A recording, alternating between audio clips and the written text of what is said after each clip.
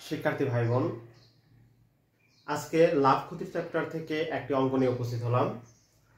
অঙ্কটি দেখেন, বলা হচ্ছে মারুফ সাহেব 400 টাকার একটি ঘড়ি ক্রয় করলো এবং বিক্রয় মূল্যের উপর 20% লাভ করলো। তাহলে ঘড়িটির ক্রয় মূল্য কত ছিল? আর একটা ঘড়ি সে 400 টাকায় ক্রয় করছে এবং বিক্রয় মূল্যের উপর 20% লাভ করছে, তাহলে সেই ঘড়িটির বিক্রয় মূল্য কত ছিল? প্রিয় শিক্ষার্থী ভাই বোনেরা, দেখেন রিটেন এবং শর্ট একসাথে যদি করে দিই তাহলে অঙ্কটা কেমন হবে? আমরা যেহেতু বিক্রয় মূল্য চেয়েছে তাই লিখবো যে ধরি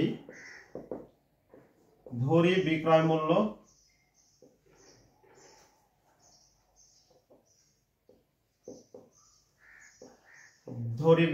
হচ্ছে x টাকা। প্রিয় শিক্ষার্থী ভাই বোন, খেয়াল করেন তাহলে এই যে বিক্রয় মূল্য, এই বিক্রয় মূল্যের উপর 20% লাভ করছে, তাহলে আমরা লিখতে পারি যে অ্যাকর্ডিং টু দ্য কোশ্চেন এই যে বিক্রয় মূল্য সেখান থেকে 20% লাভ করছে। তাহলে এই যে লাভ, বিক্রয় মূল্যের 20% সেটা লাভ, এবং লাভের সঙ্গে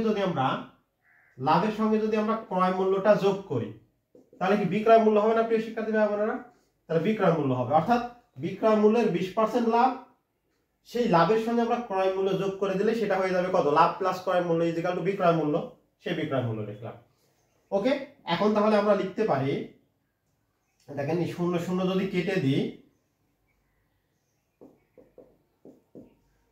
5 হচ্ছে, তাহলে x/5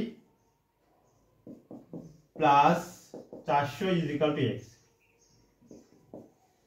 ওকে, যদি x এর রাশিটাকে এক পারে নিয়ে চলে যায় তাহলে কি হবে? x বিয়োগ x/5 ইকুয়াল টু 400। তাহলে এখানে x যদি আমরা লসাগু নিয়ে নিই তাহলে 5x মাইনাস x ইকুয়াল 400।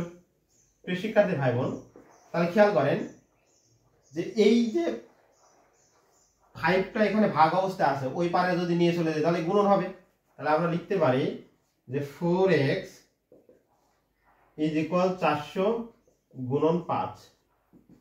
তাহলে x ইকুয়াল টু কত লিখতে পারি? 400 গুণন 5/4, 4 দিয়ে কেটে দিলে 100 ইকুয়াল 500।